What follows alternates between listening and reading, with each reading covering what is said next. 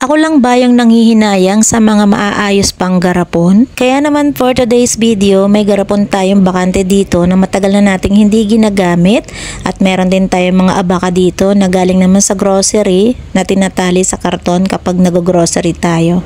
Ay gagawa natin ng paraan para maging flower vase. Meron din pala ako ditong clear glue, titingnan ko kung uobra ito para pandikit dito sa garapon. Kaya lang sad to say, hindi talaga dumidikit ang clear glue sa mga garapon na ganito. Kaya naman ginawan na lang natin ang paraan. Buti na lang may natira pa ako ditong wallpaper at dinikit ko lang siya sa taas at sa baba. Siyang pagkakapitan na itong abaka natin. At ito na nga yung kinalabasan ng ating ginawang DIY flower vase at meron pala tayo dito tuyong mga halaman at siya natin itong ilalagay. At paano naman hindi na boring yung ating simpleng garapon at nagkaroon din ng konting design. Di man ganun kaganda ang kinalabasan pero okay na rin dahil papano ay hindi natin naitapon yung simpleng garapon.